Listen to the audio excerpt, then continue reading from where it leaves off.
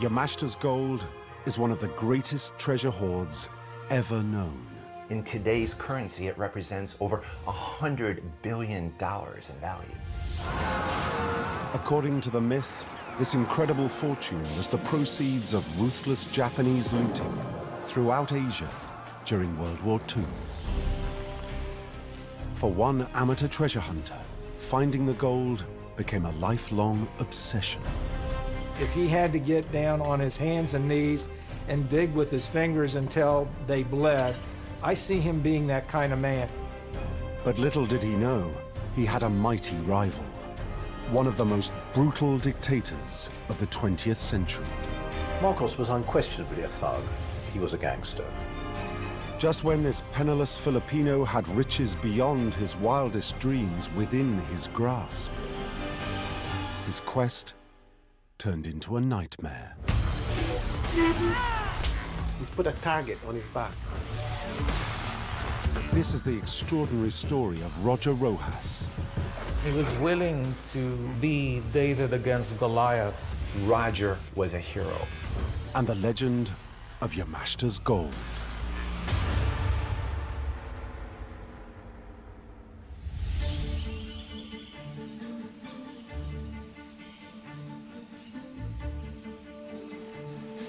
In May 1970, amateur treasure hunter Roger Rojas was combing the jungles around his hometown of Baguio in the northern Philippines.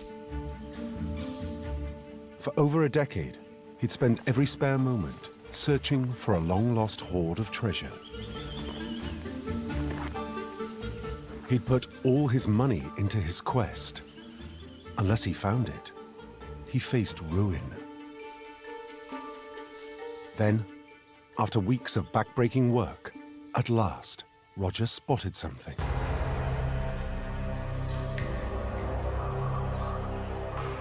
Had he finally found what he'd been looking for his entire life?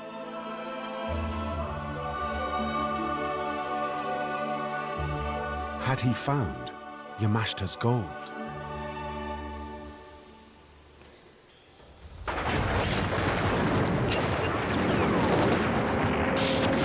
The legend of Yamashita's gold is one of the greatest stories of war loot in history.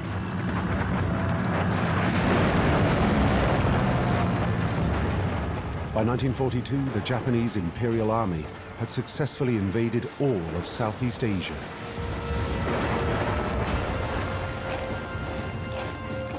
As they advanced, they mercilessly ransacked country after country.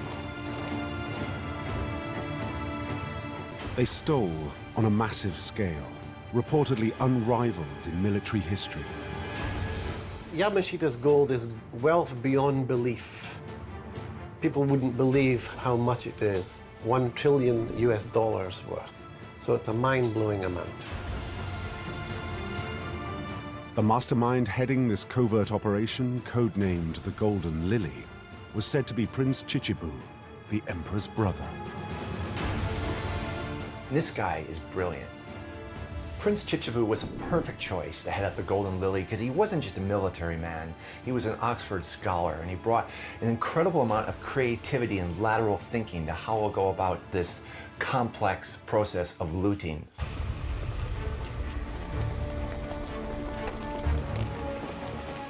The Golden Lily operatives just completely took everything from all the countries. They left them with nothing. They invaded, they took all their wealth, and just left them penniless. It wasn't just banks and financial institutions, but it also had museums, temples, art galleries, rare books, anything that was worth money. They knew about it, knew where it was, how much it was worth, and they took it. The Golden Lily's looting was so comprehensive, they even targeted the underworld, the gangster world, the black markets, and they absolutely drained them of anything that was of value. Having amassed treasures of all shapes and sizes, the Golden Lily's mission was far from over. They needed to get it back home, to Japan. First, they melted the gold into easy-to-move ingots. But this smelting also served a shadier purpose. When gold is made, it's stamped, and you can tell where it came from. But when it's been resmelted, you don't know where it came from. So he wanted to stamp the little sign on the gold bars that the gold was actually made in Japan. Then it would look like the gold was Japanese gold of Japanese origin. This stolen gold was then brought to the Philippines. There it was inventoried and then sent on to Japan by ship. The Philippines was chosen as the Golden Lily's transportation hub because it was pretty much in the center of the vast Japanese empire. For the first year of operations, the Golden Lily's transportation network ran like clockwork. But then, the tide of the war turned.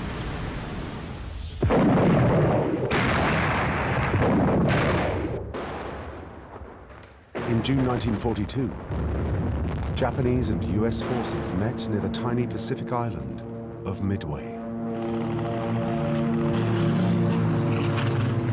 Over just 4 days, the US forces sank 5 Japanese ships.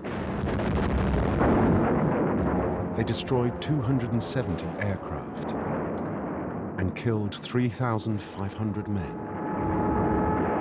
The Japanese had lost control of the seas. Now it was too risky for them to ship the gold home. They needed a new plan.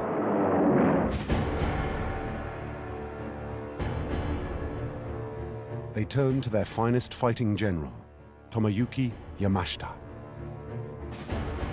He has an incredible track record. Nobody has the reputation he does, and if anyone can pull one out of the hat, it would be him.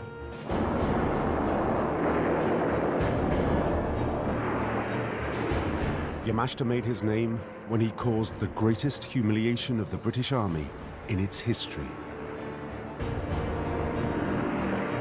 In December 1941, he invaded Malaya, sweeping down the peninsula in only a matter of weeks. Yamashita then captured the British military stronghold of Singapore. Hitherto, both Malaya and Singapore had been thought to be completely unassailable, that the British were totally in charge militarily, and he proved them wrong.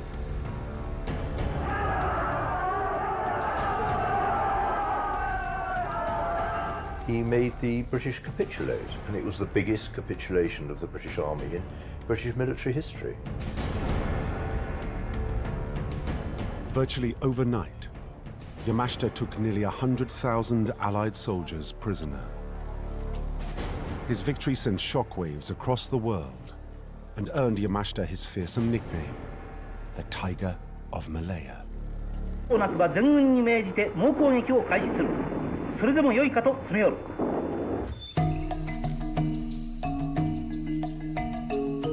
the gold now stuck in the Philippines, Yamashita was being asked to come up with another miracle. The story goes, he was told to hide the gold until it was safe to move it. He identified 175 suitable burial sites across the Philippines. They would hold the gold until the Japanese were once again victorious.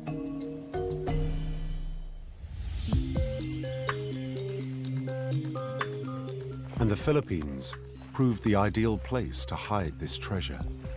They put it in very isolated parts throughout the Philippines, mostly covered by very mountainous terrain and a thick, thick jungle. Once you got these tunnels built, it would become virtually impossible to see that there had been anything ever buried there because of the growth rate in the jungle. It said Yamashita ordered detailed maps to be made of the exact location of each treasure vault. And each map was carefully encoded. These maps were done in an old Japanese dialect called kanji, a language which is between 1,500 and 2,000 years old, and there were no topographical references on them. They used the old characters to represent certain landmarks. Unless you knew the complex code, these maps were meaningless. And there were even further layers of security. Bombs, grenades, decoy walls that would lead you into another trap. The Golden Lily left nothing to chance, and they had a vast system of booby traps that consisted of poisonous gas, explosives, complex use of the water table, so if you don't know what you're doing, you're going to drown in your pursuit of reaching the treasures. But the maps that were drawn highlighted where all those traps were. If you didn't have a map and you went into one of these treasure vaults, it's very likely that you wouldn't come out alive.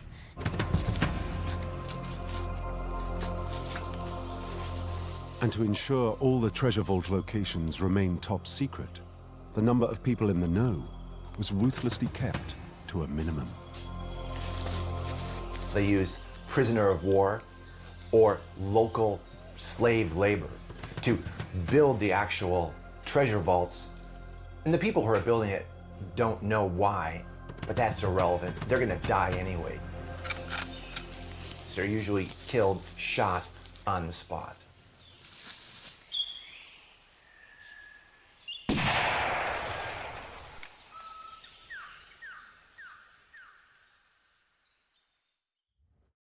Discover the past with exclusive military history documentaries and ad-free podcasts presented by world-renowned historians, all on History Hit. Watch them on your smart TV or on the go with your mobile device. Download the app now to watch everything, from the gripping story of the Band of Brothers to Operation Barbarossa and D-Day. Immerse yourself in the dramatic stories of this remarkable era by signing up via the link in the description.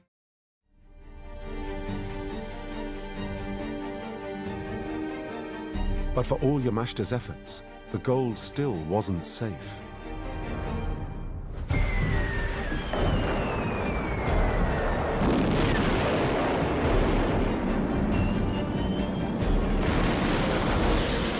In October 1944, the Americans landed in the Philippines.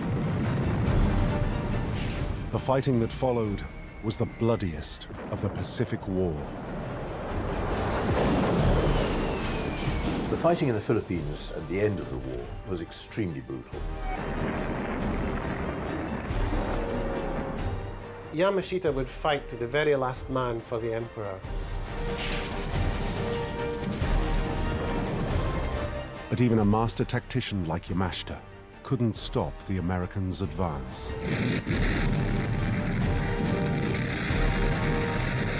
The Philippines has 7,000 plus islands and is very, very difficult to defend against an invading force. Yamashita, as a great general, would have known that. Yamashita faced a crisis. He knew he couldn't hold the Philippines. All he could do was drag out the fight for as long as possible.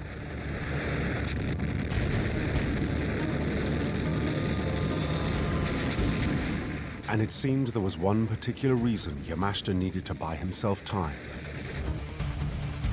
He still hadn't finished burying the gold. Golden Lily are running out of time and desperate. So they've got these ships in the harbor with gold that they need to get into the tunnels. They have no time. What do? They scuttle them and sink them.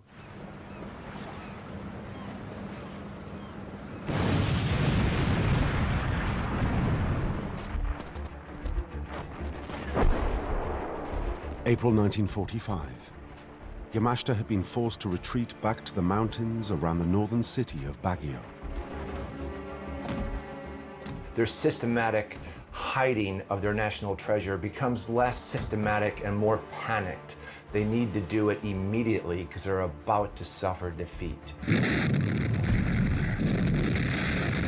174 treasure vaults done and dusted. Only one is left. With time running out, Yamashita ordered the chief engineers to seal the final treasure vault. These engineers knew everything. They knew how the maps were made. They knew where the burial sites were. They knew how they were booby-trapped. What they didn't know was Yamashita had one last move to protect the gold. The story goes that while the engineers were carrying out his orders, Yamashita sealed the vault himself.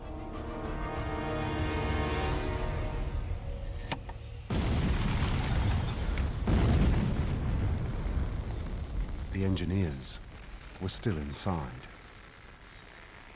Now, they would be its guardians for eternity.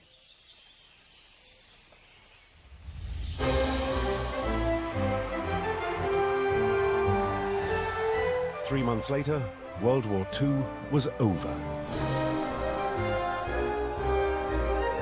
General Yamashita was put on trial for war crimes. Did you at any time issue any orders directing the killing of non-combatant citizens? Absolutely not. Anything. The trial lasted just over 5 weeks. The commission finds you guilty as charged and sentences you to death by hanging.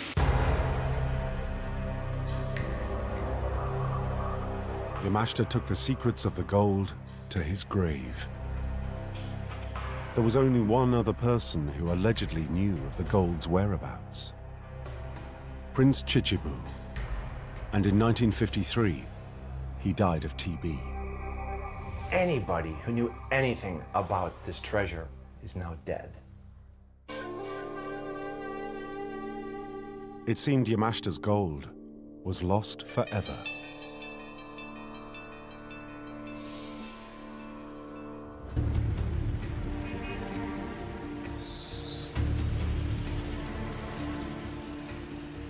But in the Philippines, after the horrors of war, the legend of Yamashita's gold lived on.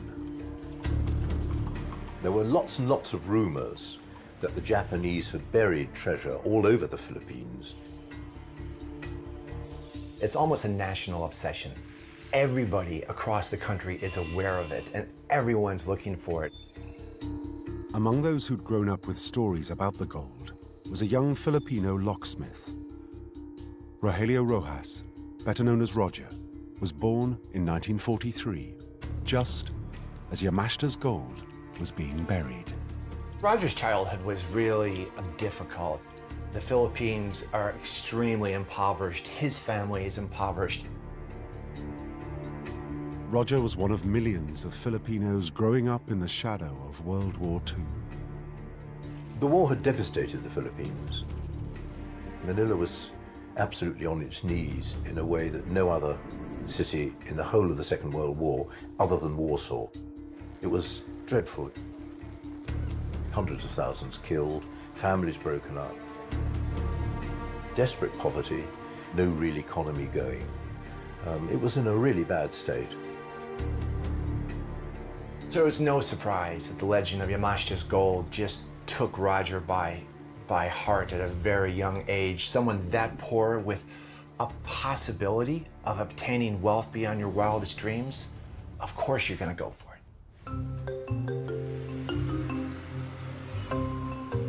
Roger the locksmith lived in Baguio, the northern city, near to where Yamashita made his last stand. Roger surmises that they must have hid some of the treasure around his town. So he looks around his town right from the start, because he knows logically that's probably one of the best places to start. Roger was a very diligent man. Every spare moment he was out there working, seeing what he could find, eliminating areas, and continuing to move forward in a very logical, progressive manner. To help him in his quest, Roger scrimped and saved and bought himself a metal detector.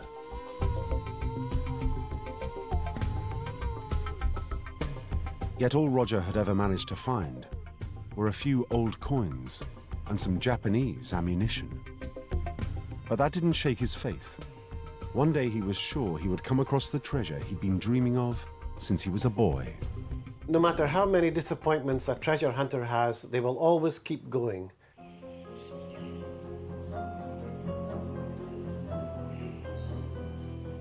Then, in 1961, after years of hunting the gold with just youthful optimism, Roger had what seemed to be a breakthrough. He got the kind of clue he'd been longing for, a map of a tunnel complex. There were lots of maps and sketches like this in treasure hunting circles at the time. Roger had seen plenty of them before, but all had been fakes. This one was different. This map had come from a Japanese soldier. He's convinced that this is the real deal. Trouble was, the map was in the Golden Lily's fiendishly complex code. It's a needle in a haystack, and you don't even know where the haystack is because the map has no topographical features. But Roger also knew that this Japanese soldier had been in Baguio with a group of engineers as they buried gold during the final days of Yamashita's retreat. The map allegedly related to one of those treasure vaults. It was getting closer. He could feel it. Roger never gives up. And the reason is he knows the treasure is there. And he knows that year after year, if nothing else, he's eliminating where it isn't. Yet for all his high hopes, Roger just couldn't crack the map's code. And so, even after looking for several more years, he was still no closer to finding Yamashita's gold. But at least the map confirmed to Roger his first instincts were right. There had to be treasure somewhere around Baguio. He knows it's there. This is not a myth. This is historical fact. Then Roger met a man who seemed to offer him his next breakthrough, Eusebio Okubo. Okubo told Roger he had served under the Japanese as an interpreter during their occupation of the Philippines.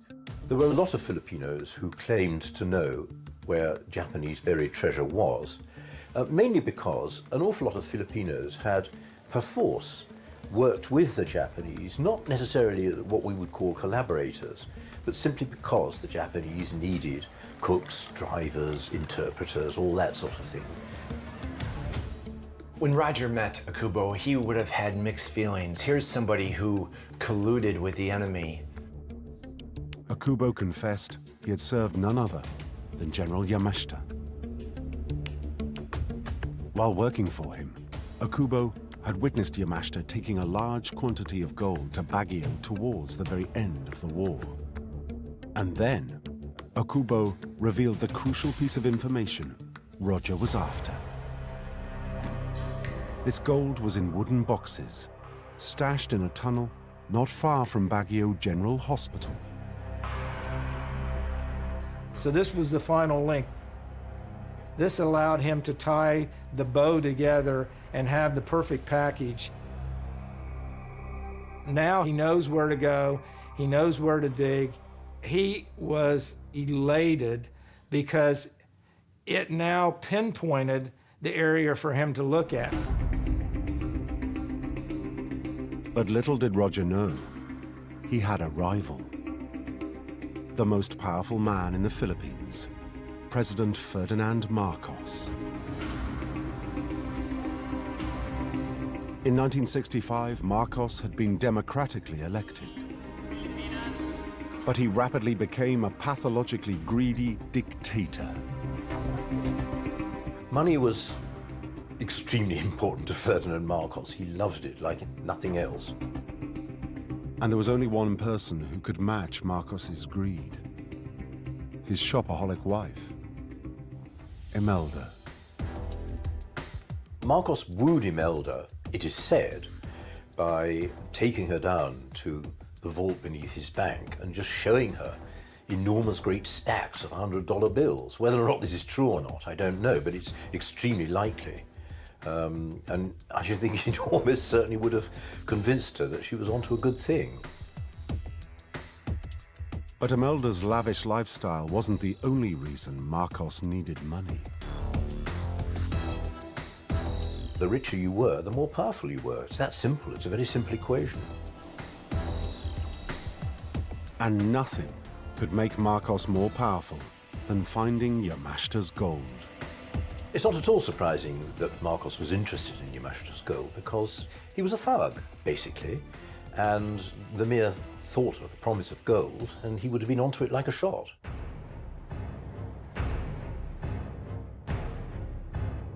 Compared to Roger, Marcos had a serious advantage in the hunt for Yamashita's gold: power. It was incredibly easy for Marcos to use his power to find the gold. He has entire armies at his disposal. Armies, ships, experts on maps and deciphering all sorts of clues. Despite all these resources, Marcos hadn't found anything. And so he devised a shrewd strategy. He was a brilliant politician, but he was also brilliantly corrupt. On the surface, he seemed to be a rational person, going by the law, by the books, but in person, he was quite ruthless. Marcos passed a law demanding treasure hunters apply for a permit, detailing where they were going to start digging. He comes up with the permit system because this way he has all the enthusiastic treasure hunters all across the country working for him because they've now told him where they think the treasure is. He's just waiting to see if anyone finds it, then he can move in because he has the resources to do that. And you know, that's very smart.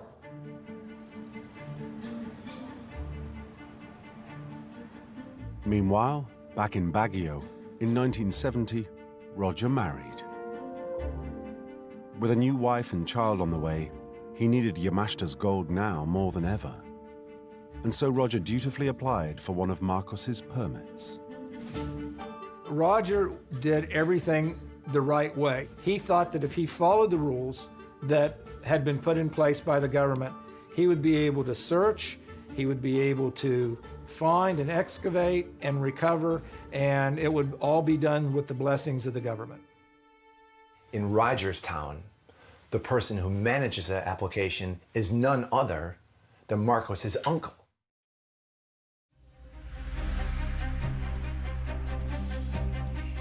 In May 1970, armed with his permit, his map, and Akubo's information, Roger decided to risk everything to find Yamashita's gold.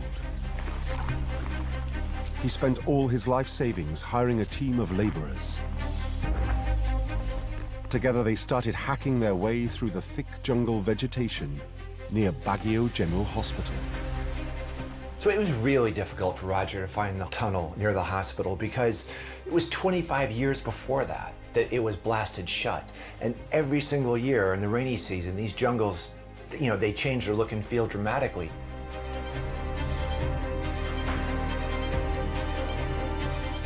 Then, after 2 weeks of almost non-stop searching, Roger spotted the mouth of a cave. Could this be the entrance to the treasure vault Akubo told him about?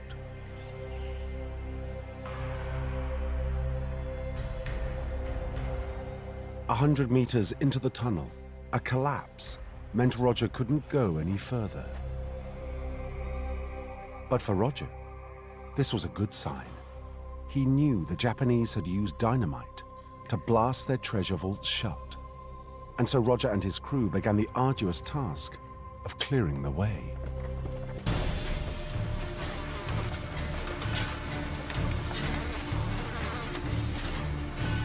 The conditions for Roger and the team digging the tunnel would have been horrific. It was hot, there were insects, there were snakes. It was very, very hard work.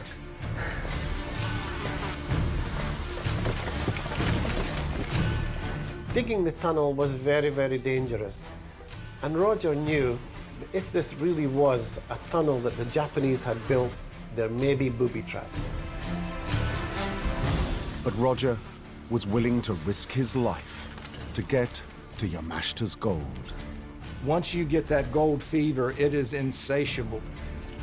You just cannot quench that appetite. He was becoming obsessed. One more spade, one more rock.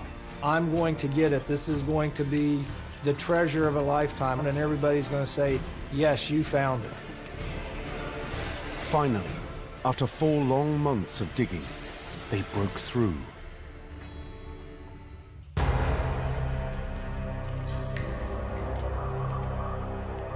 It was then he made a grim discovery. Skeletons dressed in rags.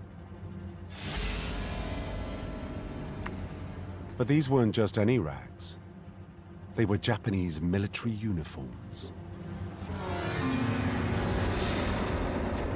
Surely these were the remains of the engineers who had hidden Yamashita's gold, only to be buried alive by Yamashita himself.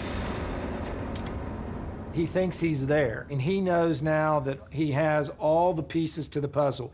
He is literally at the threshold of the gold recovery that he has sought now for 10 years.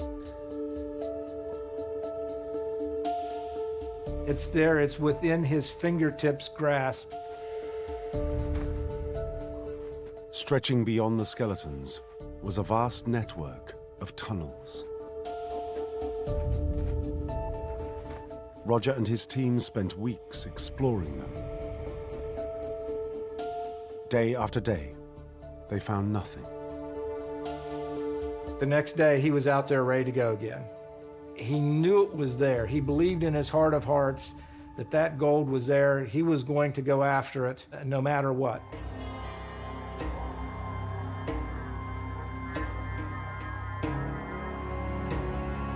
But a full 6 months on from finding the entrance to the tunnel, Roger still hadn't found any treasure. Roger had spent all the money that he had raised to start the dig to begin with, and no one was going to give him any more money. No money meant no crew. It seemed the hunt was over. Roger had squandered his life savings on a huge mistake.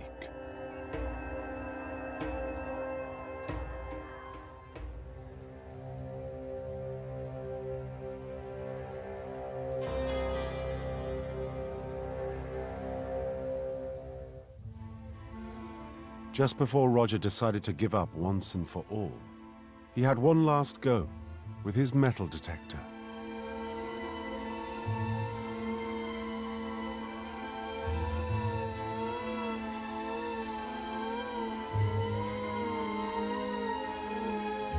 Then he heard its telltale buzz. This buzz that Roger got from his metal detector must have been the best sound he'd ever heard in his life.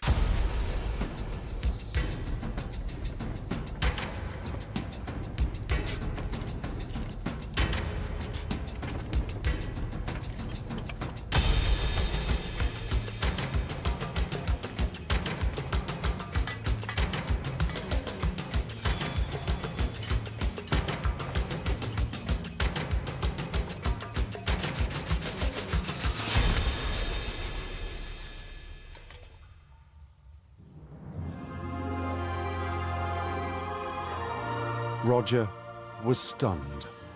Hiding behind the wall was a gold statue of Buddha. This was that moment in life that you would look back on and you say, yes, I have achieved my goal for my entire life. This is it. This find is the most significant find of anything that anybody had discovered in the Philippines. The Buddha was in the Burmese style. According to the legend, the Japanese had looted religious artifacts from temples right across Burma. He really must have found one of Yamashita's 175 treasure vaults. And that wasn't all. The area around the Buddha was stacked full of wooden boxes.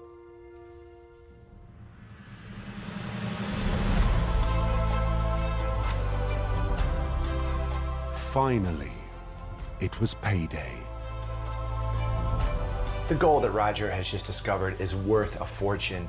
Each of those bars is worth $1,000, and he estimated there were over 1,000 boxes of the gold bars. So you're talking an incredible amount of money, more treasure than even he ever dreamed he would find. I mean, this has surpassed his wildest expectations. Roger returned home with the Buddha, planning to go back for the gold with trucks and men. But the more he looked at the statue, the more curious Roger became. There was something about it that wasn't quite right.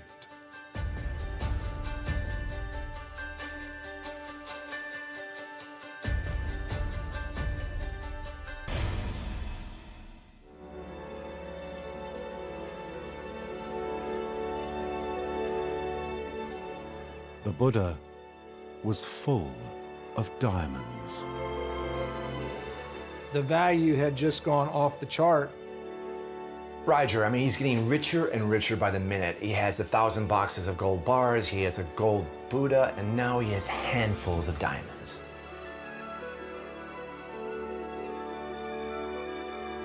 That night, Roger documented his life-changing find.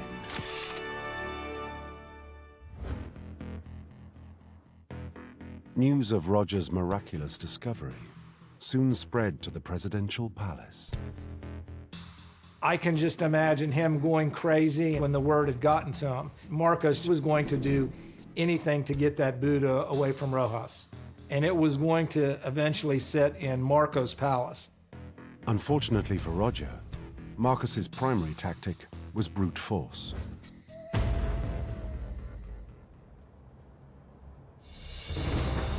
On the 5th of April 1971, it's said a group of mysterious men turned up at Roger's house. Rojas didn't answer the door. You have to ask yourself, how would you feel if all of a sudden at 2:30 in the morning, there's loud banging and knocking on the door? I think he'd be panic-stricken, and I'm sure he was. They said, "You have 3 minutes to open the door or we're going to shoot you right here."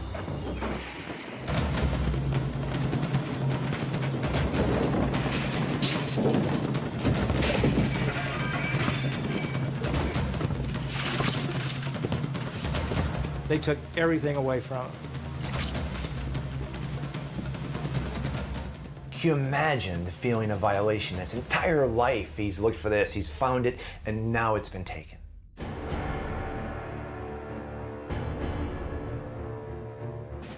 But if Marcos thought he could intimidate Roger and his family, he was wrong.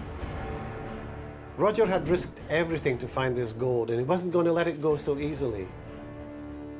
Roger reported the theft to the police. By that time, President Marcos had a considerable stranglehold on the police and the army particularly.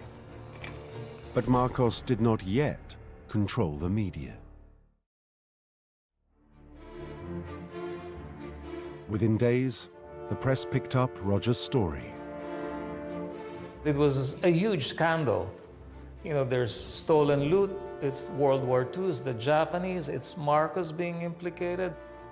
The newspaper was full of articles that were nothing short of calling Marcos a common thief. The hostile press coverage came at a critical time for Marcos.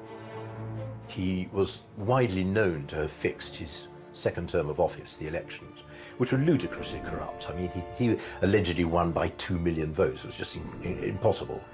He was widely lampooned on all sides for corruption, and he was beginning to feel himself quite insecure. Marcos needed to silence this treasure hunter fast. There was one obvious solution. The Marcos regime was notorious for extrajudicial executions. You'd have death squads basically killing people who were seen as being very critical of the regime. But this time Marcos needed a different approach. I think by that time he must have thought that the story had enough public exposure for him not to be able to risk just making Roger vanish, like a lot of his opponents. 3 weeks later, Roger at last received some good news. He was told his Buddha was waiting to be collected at the courthouse in Baguio. When he got there, he was in for a shock. When Roger saw the Buddha, he knew immediately this wasn't the Buddha that he had found. It was a different color, different shape, facial expression. The head didn't come off. Marcos is expecting Roger to say, yes, that's the Buddha, thank you. But he didn't know Rojas. Rojas was determined. He wasn't going to let that boot up. And this was a huge mistake for Marcos because he had misread Rojas' personality. Roger declared the Buddha was a fake. I think that was completely reckless of him, because by that time he would have known that he was a marked man, and to cause that kind of fuss, effectively tackling Marcos himself at a personal level, would have been absolutely ridiculous and very stupid, in my view. However, he did it. He clearly was a very stubborn man. Now he's publicly given him 2 fingers. Really, this marks the beginning of the end for Roger.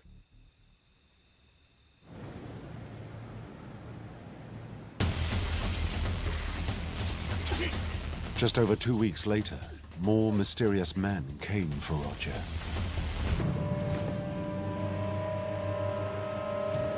And it seems it wasn't long before interrogation turned to torture.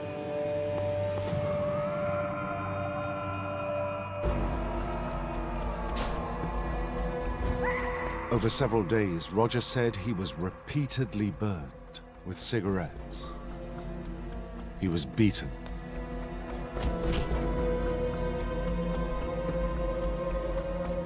And electrocuted.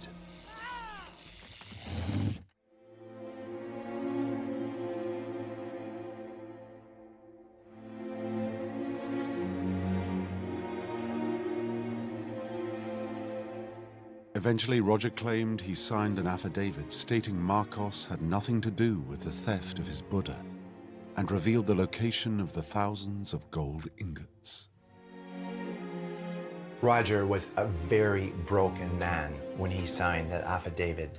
I mean, there he was fighting publicly, but now admitting that no, there was no wrongdoing. He must have been completely demoralized.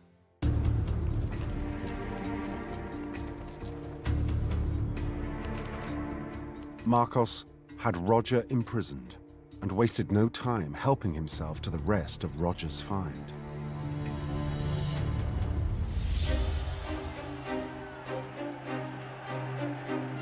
But eventually Marcos's megalomania would prove his undoing.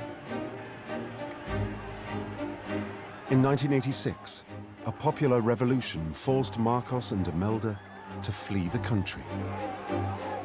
The Filipino people stormed Marcos's presidential palace, and what they found inside was unbelievable. They were amazed at what they found. They found treasures of statues and art and thousands of pairs of shoes. This is just what they left behind. Marcos was by far and away the wealthiest man alive. They were so wealthy, they didn't really know what to do with their money. One of the questions for the Filipino people was, where had the Marcoses' enormous wealth come from? For most, there was an obvious answer. Marcos's wealth primarily came from theft, embezzlement, and corruption. And you can look back, I think, on their joint reign as simply being a plot of self-enrichment. And the administration of the Philippines was merely a secondary item. They were basically using the public treasury as their piggy bank. Years later, while on trial for fraud and embezzlement, Imelda Marcos's defense declared their fortune was not looted from the Philippine treasury, but actually came from finding Yamashita's gold. I think Imelda claimed that their joint wealth came primarily from finding Yamashita's gold, because it was a very good blind. Nobody could prove otherwise. Yamashita's gold was just a wonderful alibi.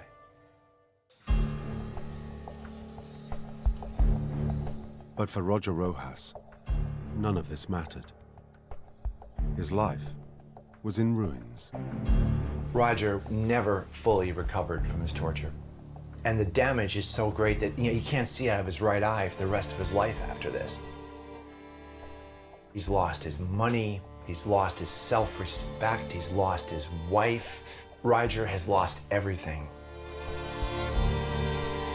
Despite all this, Roger still had a bit of the spirit that had helped him find the gold. It's a treasure hunter's mentality. They must get to the end of the story. They must get the treasure. Anyway, Roger had lost so much, he had nothing to lose. With Marcos in exile in Hawaii, Roger filed a lawsuit against him. Even when Marcos died 1 year later, in September 1989, the case continued. You could say that the Marcoses actually got away with it. He went out, lived his exile in Hawaii, and died of natural causes. You could well say that they did rather well out of it.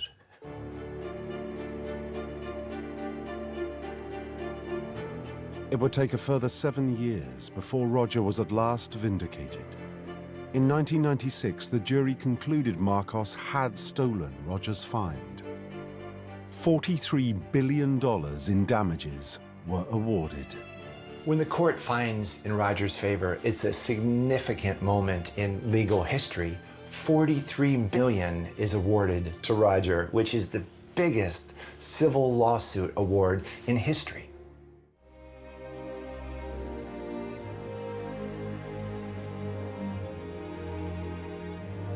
Sadly, Roger never saw justice done. On the eve of his day in court, he died.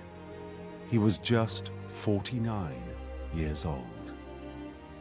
Then, in 1998, the huge compensation award was overturned. While no court has challenged the verdict that Marcos stole Roger's treasure, how to determine its value is still being fought out by the lawyers. It's hard not to look back at Roger and feel empathy for this man. His determination was boundless. And I think, if nothing else, Roger was a hero. And I think that's how he's going to be remembered. He was willing to be David against Goliath.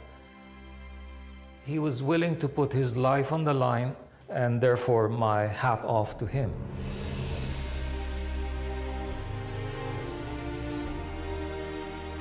Roger's tragic story begs the question: was what he found a one-off? Or as the legend states, are there another 174 treasure vaults still waiting to be discovered?